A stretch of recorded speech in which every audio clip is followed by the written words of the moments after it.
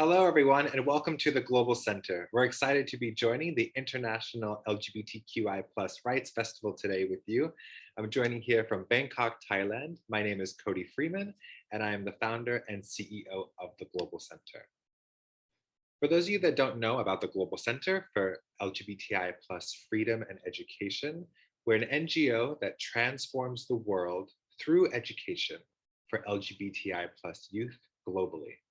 We have 19 people in 10 different countries, from Mexico, Brazil, France, Singapore, Ireland, Thailand, China, Germany, Nigeria, and the United States. And we're all centered around this one idea: freedom. We created this incredible community of queer changemakers because we wanted to reflect the beautiful and intersectional diversity that's within our community and use that unity to propel action and transform the world using the power of education. And to tell us more about the Global Center, we can hear directly from the voices in our community. Hola. Hello. Oi. 大家好，我是 Marshall. Hello, I'm Cody. I'm Kai. 有手机 I'm Penny. I'm Amanda. Y Jorge. And we are the Global Center. The Global Center is an NGO who transforms the world for LGBTI youth through education. We work through accountability, sustainability, and transformation to end oppression. 我们的足迹遍布巴西、墨西哥、美国、中国、泰国。 The Global Center provides education, advocacy, research, and support for key stakeholders globally. Nosso approach All Ears nos permite liderar a partir da escuta, fazendo balanço entre o impacto local e global. We facilitate workshops, conduct research, create curriculum, host lectures, and advocate through media for queer voices globally. Para unirte a nosotros en la construcción de libertades, tú puedes Visit our website to learn more about our work. Engage with us on social media and sign up for our mailing list. Promote the Global Center with your network. 或者为我们提供捐赠。Esse é o início de centro para a comunidade onde todos são bem-vindos. Freedom starts with you. It starts with us. It starts now. 我们是 Global Center. Nós somos o Global Center. We are the Global Center. Yay, always love that video. It's so heartwarming. So to zoom in about what we do at the Global Center, we work across 4 programming units: business, media, research, and education. And today we're going to zoom into our education unit and focus on what's going on in the educational landscape in Thailand, the current situation, the biggest problems, the drivers of change, and what's happening on the ground right now. We have 2 great panelists here, Timo and Nati, to share more about their experience. Timo, can you give yourself an introduction, please? Okay, well, my full name is Timo Ojanen. I'm originally from Finland, but I've been in Thailand for the last 15 years. So, like the 2 of you, I'm a lecturer at the Faculty of Learning Sciences and Education at Thammasat University. And I'm also an advisor for a Thai foundation called Forsogi, and recently joined the board of Global Center as well. So that's the official part. Maybe we get to more details later on. Fantastic. And Nati, how about an introduction for yourself? Hi, my name is Nati, and my full name is Narutsu Pawantanakun. I was born in Thailand, Bangkok, to a Sino-Thai family. And like Cody and Timo, I am a lecturer at the Faculty of Learning Sciences and Education at Thammasat University. For my profile, it's not that big because I'm just graduated for about 2 or 3 years. So I have just started working. Mostly I spend time lecturing in the faculty and taking care of our students. But most of the projects that I have taken care of are mostly related to gender and sexuality, because I teach, many subjects that are related to these topics. Nice, that's awesome. So maybe I could follow up with a personal question, starting with Timo. Why are you passionate about working on LGBTI education, working with youth? Okay, well, I think my main personal reason really is that throughout my compulsory schooling, I was really bullied from kindergarten to 8th grade, I think. And it was only in reflecting on what happened with another student who had been in the same class and who had also been bullied to the point that they had to leave the school and go to another school. It was only then that I realized that it was really much to do with me being quite gender non-conforming as a kid. And really that was an eye-opening moment. So I think that gave me a lot of motivation to work on these topics. I'm sorry to hear that, but I'm glad that you use that energy for positive change. How about you, Nati? I think my experience is quite similar to Timur's, but maybe, in details we still had different experiences. But for me, it's not related to being bullied. Maybe I was fortunate not to experience that, many violent bullied by others because I was shy and introverted, so I avoid interacting with people. So others did not have much opportunity to bully me. But the theme of my journey is mostly related to the feeling of being unable to belong to anywhere that I go. But for some reason, I start questioning about the topic of gender, because many people ask question why I am this, I am that, why my voice is high, why my gesture is like this, why I'm not good at math, why I'm good at language, which is everything also gendered.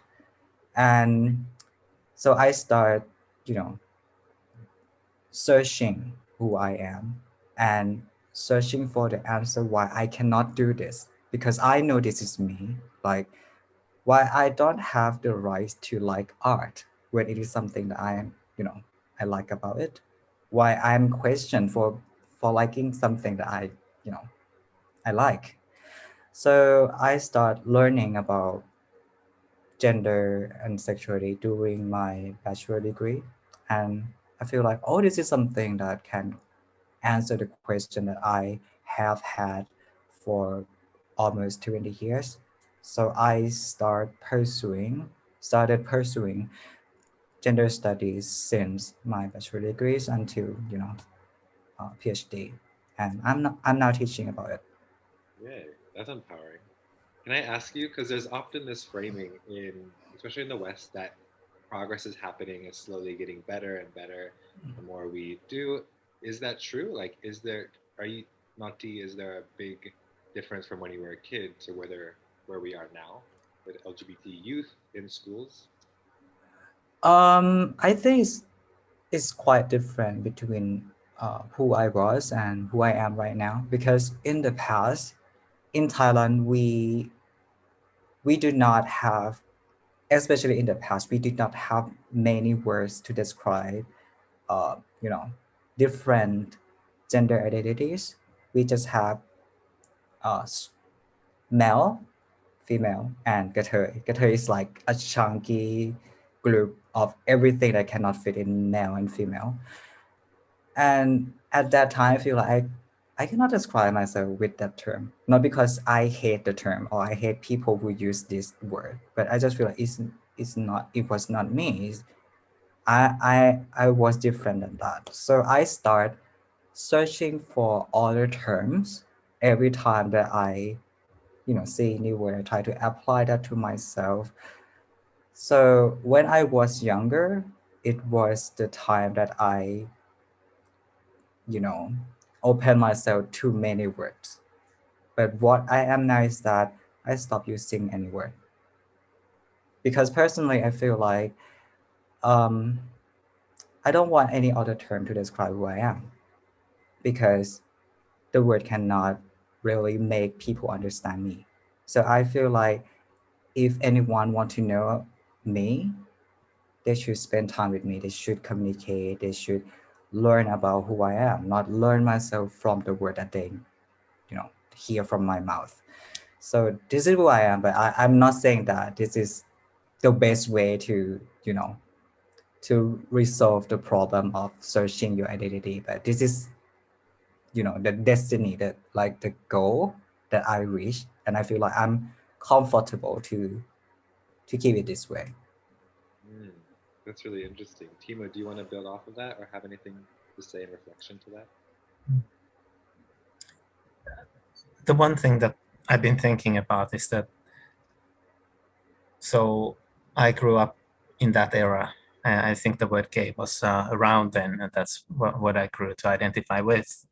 But I think if I was growing up now, it might be some other term, even non-binary or something like that, more related to gender than sexuality, because it's really, being different in terms of gender was what I was aware of much longer before I was aware of any differences in sexuality. So that could be the case, but I think there's a certain generation effect here as well. That's really interesting. Timo, what do you think are some of the biggest problems for LGBTI youth, specifically in Thai schools or in Thailand broadly? Well, in the schools, it's probably the classic problems that have been the same for like so many decades. The bullying is one of them, obviously, and it's kind of similar to elsewhere as well in terms of it's specifically the gendered behaviors. When you don't fit the bill, then you're much more likely to be bullied. If you're gay or lesbian, it's also possible, but less so if you're gender conforming. Then we have the mandatory gendered uniforms and hairstyles. Those have been the problem since, I don't know, 1930s, 1940s, when they started mandating this kind of stuff in trying to emulate the civilized West, so to say. So if you don't feel identified with the gender that you have been labeled with at birth, then those uniforms and hairstyles are going to be a problem for you. There's a bit more flexibility now than there was in the past, but still not much, and it depends on the school. And I guess toilets are another thing. There's usually just the boys' toilet and then the girls' toilet, and you are supposed to go to one or the other based on your birth sex. Very, very few schools have other options, which is problematic for not just for trans kids, but also for anyone else who doesn't really feel like they belong to those categories. And then what the schools themselves teach about sexual and gender diversity has also been a big problem. The key word was for years sexual deviation, which doesn't really sound nice. And although there was a complaint that led to the revision of the core curriculum and the textbooks, there are still reports that some schools are not using those new textbooks or are still issuing like warnings to kids who don't behave in accordance with their gender. So, which gender assigned at birth, really. So these, I think, are the classic problems. Noti, do you have any other things to add to that? I think Timo has covered many important issues that happen in Thai education system. So what I'm going to add will be something that more like the root of the problem, or the maybe cultural foundation of why the problem that Timo mentioned happened and is still happening right now. From what I have heard from my mom, and as a Thai, I was born here, grew up here, I feel like Thai society rules over people by using fear, especially people of older generations.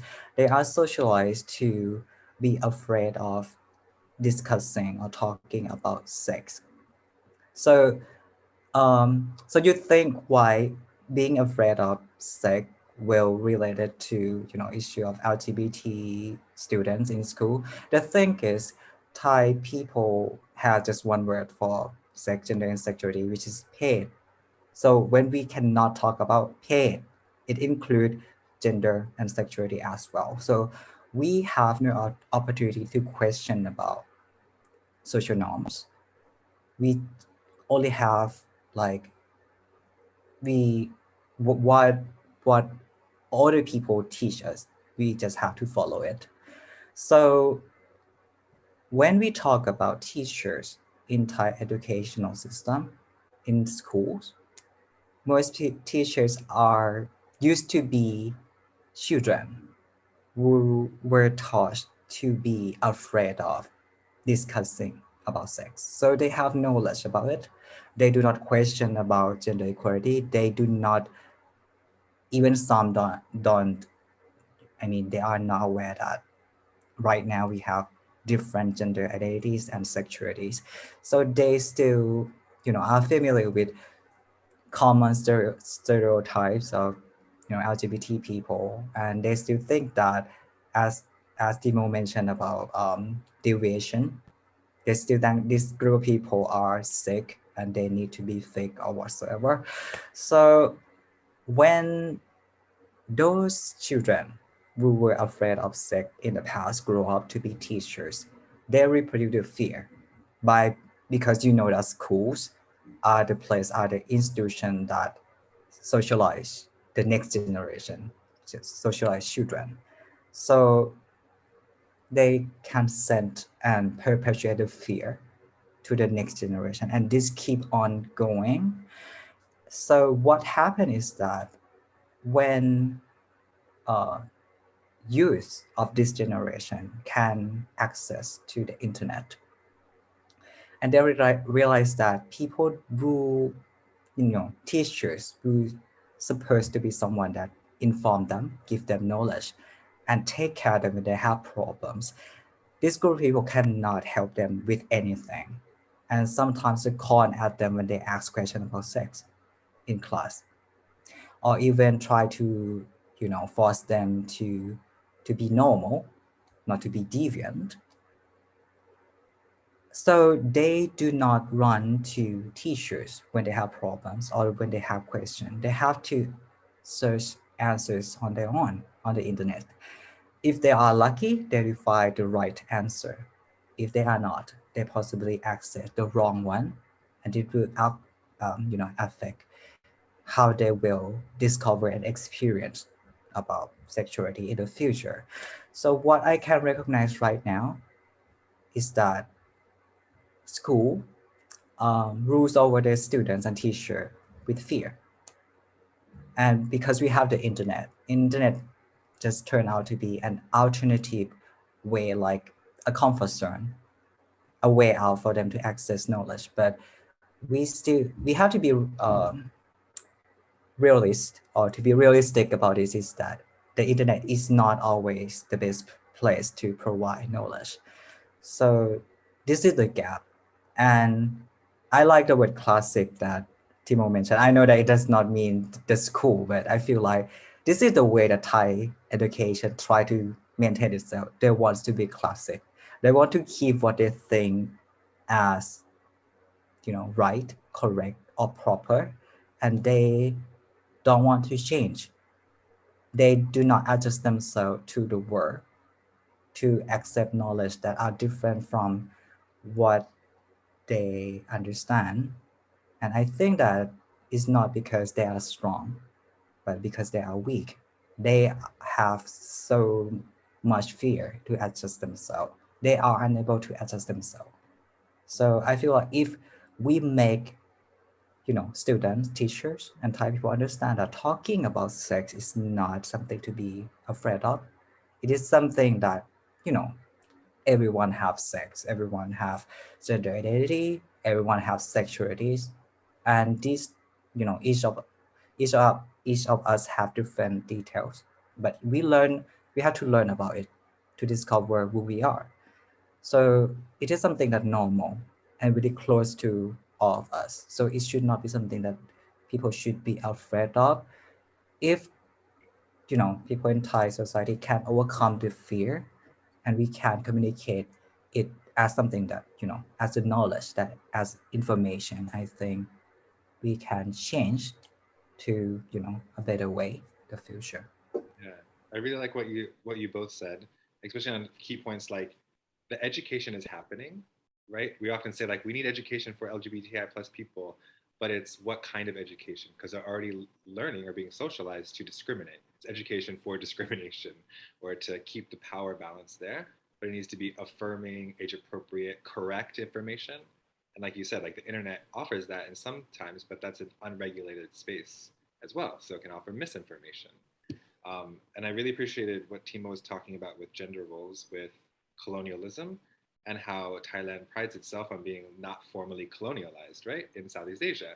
But it's not only the formal colonization, it's in the mind and the culture as well, and how colonialization still has impacts in countries that were never formally colonialized. And we're still working to decolonialize the culture in that sense.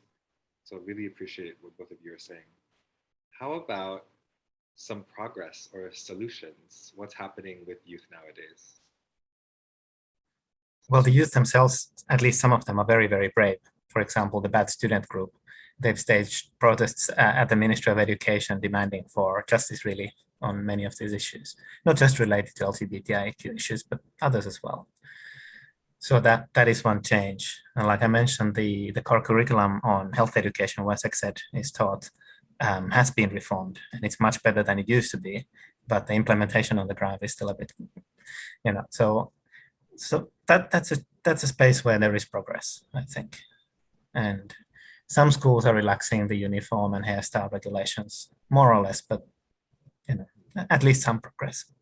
So there are things happening led by students at the school level and at the national policy level, you would say? Yeah, I think maybe the students contribute to the momentum and show the need, but some of these changes were really driven by activists who would initiate complaints, bringing in some students who had actually faced some of those issues, but helping them to file formal complaints and using the relatively new legislation that Thailand has had in the form of the Gender Equality Act of 2015.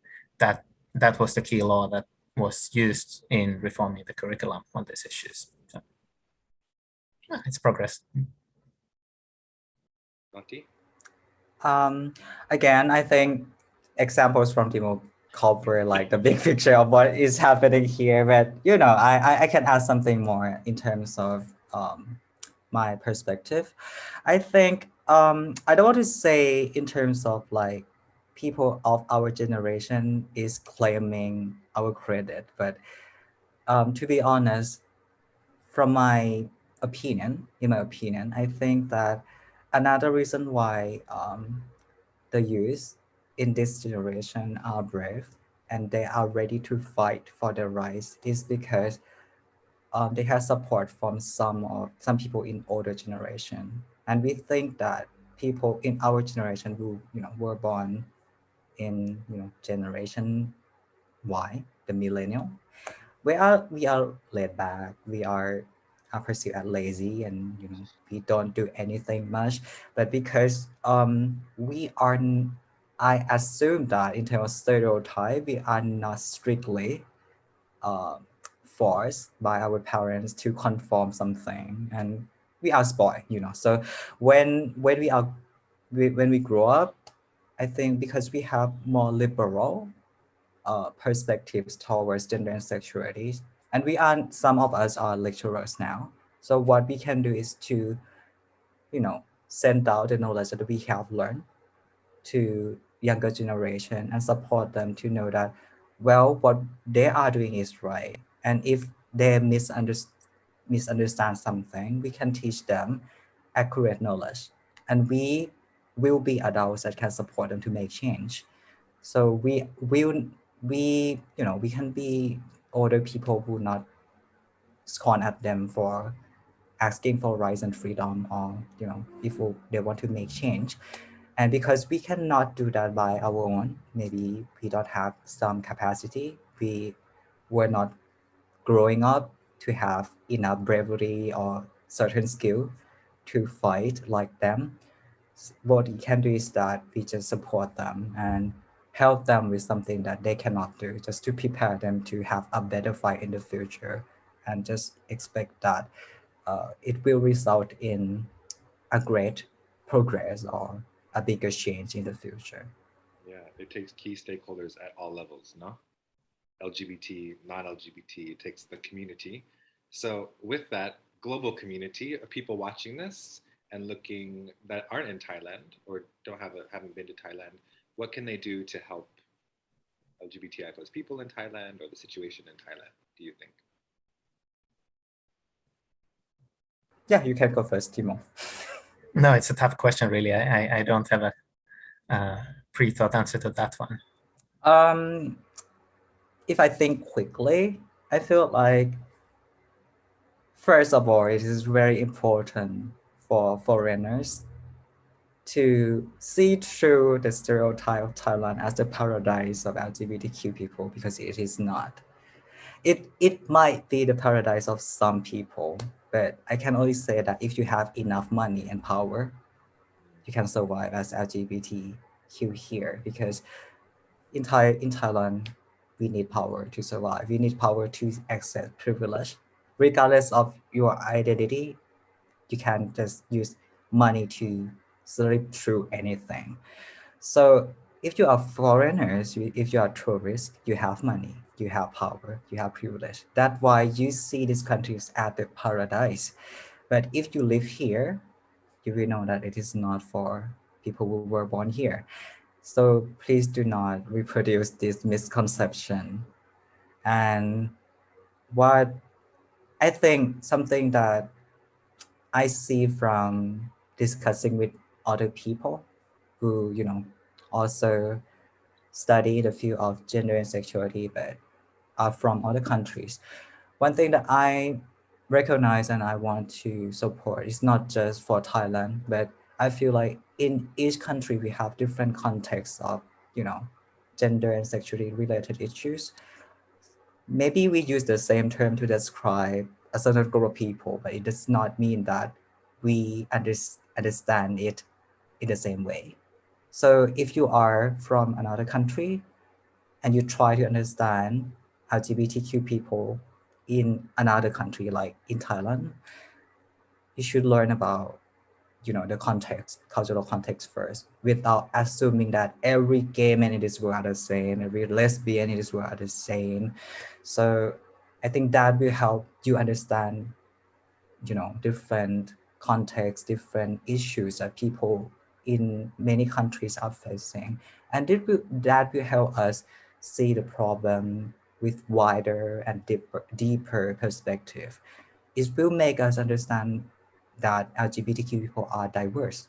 We do not only have our gender and sexual identities, we have cultural roots.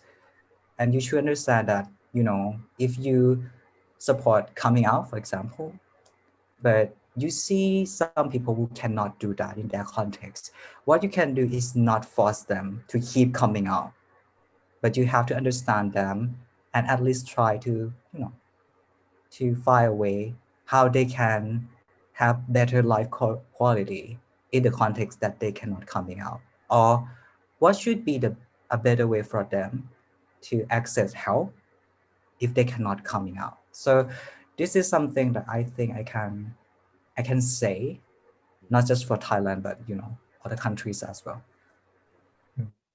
Maybe I can add a little bit. So in the recent years, there have also been some interesting pilot projects, like, for example, the Payao project, where they really engaged stakeholders on many different levels in this quite rural province and did some really quite groundbreaking awareness raising between those stakeholders to make certain schools much more welcoming to LGBTIQ students to begin with.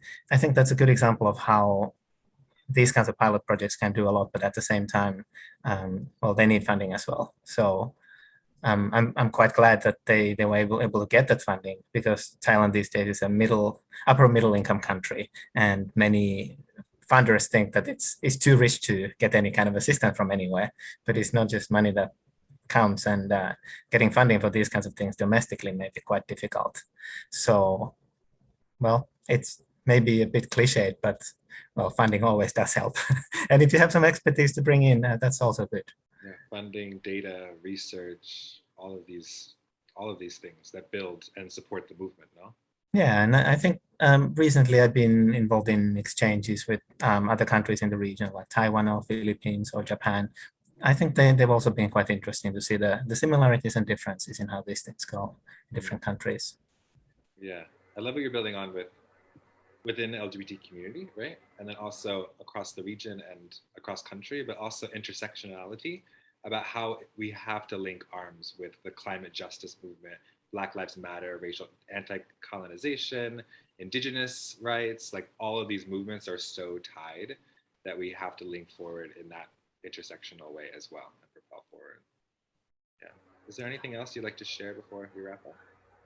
One thing, I mean, from my own experiences as a lecturer, and after discussing with my students, and also my own experience of observing Thai society, maybe from online platform or from my own observation, I think that another issue that should be recognized, especially by Thai LGBTQ communities, is that there are conflict and disagreement in Thai LGBTQ communities.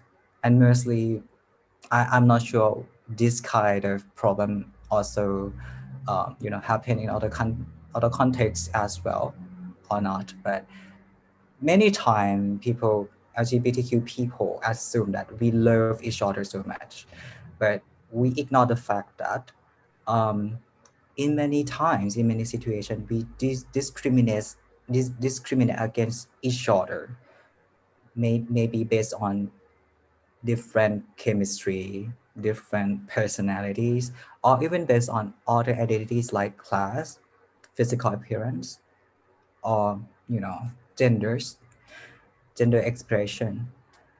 And one message from my student during the class discussion that I find very interesting is that um, that student is cisgender and heterosexual, and he and he I think both male and female who are cisgender and heterosexual, they seem to understand the rights and support LGBT communities better than LGBT people themselves. I mean, because we are progressing to the future, and I think heterosexual and cisgender people have learned, not all of them, but some, especially younger generations, have learned to respect others. But we do not, maybe we are too careless about hatred that can happen within our own communities. We mostly focus on the fact that straight people, cisgender people will discriminate against us, but we do not think about what if hatred happened within our communities. And the problem, is very obvious, especially in online platform. You can see LGBTQ communities, people in the community bash against each other, say bad words against each other. Like in the case of transgender lesbian who were opposed and say, receive many negative comments from transgender women as well. They even said a very wrong and hurtful terms like, I think I'm sick, but you are sicker than me. And that's just It's quite beyond nasty, anything. right? Yeah. Yeah. So but it also shows their own like self-stigma, no? True. They put stigma on themselves and put a double stigma on another person who are supposed to be in the same community. Why you cannot agree on the fact that both of you are transgender, just have different sexuality? What is the problem? So this is something that I think it should be recognized. And to be honest, I have no other opportunities to say this, because I obviously the backlash for saying bad thing about LGBT communities. Right. Well, some of the T-shirts produced by our faculty say, "I am still learning," and I think that's pretty good. Have to keep that in mind. Yeah, and Agree. I think we're always learning, and it's trying to get the accurate, correct, comprehensive. And right when a lot of there's backlash amongst many parents, administrators, sometimes teachers, about including affirmative LGBTI content, right? But hopefully it's when it's given like UNESCO's international technical guidelines on comprehensive sexuality education, and know that there's frameworks for doing this correctly that member states and governments have agreed to this, and hopefully they feel supported and it addresses that lack of comfort or training, and they can continue to learn by themselves through those structures. Anything else before we wrap up? I think that's all. One little thing. So I was involved in some research on sexuality education in Thailand before, and one particular teacher had been very successful in bringing the parents on board in supporting comprehensive sexuality education. And the way they had done it was that they had a parental meeting way before they started reforming sexuality education in their own school, and sort of build understanding among the parents and had them vote. Is everyone okay with these contents after they'd been introduced to them? And when the majority of the parents supported those new contents, then the rest of the parents just had to, okay, well, go with it. So I think that can be one way to build sort of acceptance and legitimacy for the things that you're doing, bringing everyone aboard. Sounds like working together as a community, right? Yeah, you could say this was really a rural community, so yeah. It's pretty cool. That's so. Oh, I forgot it's time to commercial myself. A little bit advertisement, right? In my case, because I'm not have much experience as an activist, I mostly stay in in the zone of being researcher and lecturer. For me, I have done research on sex education in Thailand with another lecturer who is a neuroscientist. So our research is both science and sociology. So, but it can provide wider and well-rounded perspective towards the fear of sex in Thai education. But I focus on spread the information in Thai first, but maybe in the future I can public in English. And I also did a research about Sawai, which is a Thai term from girls, women who are fans of boys love media. Because I have background of studying Japanese language and I have done research on Japanese queer cultures as well. So it is a good opportunity to keep my research on the topic that I'm familiar with. I'm a fan of Japanese cultures as well, and thinking about Sawai will make me see the word queer in another aspect, that maybe like the women who are attracted to gay men, what should be the term to describe them? It is something queer about this population, and it can provide us a wider perspective towards gender and sexuality that are socially constructed by us. And also it showed that sexuality as a culture, are transnational. It can be import from one country to another. And in the case of Thailand, it's from Japan, and it can go through South Korea before going to Thailand. And Thailand can receive that and produce their own version of the media and spread out to other countries as well, which is something interesting about how sexuality in the formal culture is another way for us to get to know each other, to understand, sexuality and gender of another country. Oh, this is fascinating, and I hate to cut it off here, but for those of you that are in the audience and are interested to hear more about Thailand and situation from a researcher, from a policy, from an activist perspective, please feel free to reach out to any of us and tune in more to the Global Center's work. Thank you, Timo. Thank you, Nati, for sharing everything today. Thank you. Thank you. Thank you for joining our conversation on the educational landscape and current situation in Thailand. If you want to join our community, please feel free to get in touch with us. And the best thing that you could do to help support our vision of making freedom a reality is to donate. We're a young, emerging organization full of LGBTI plus youth passionate about creating change. And we need money to do that in order to build our infrastructure, to keep the lights on, and continuing to transform the world through education. We wish you a great rest of your festival and to have a great day.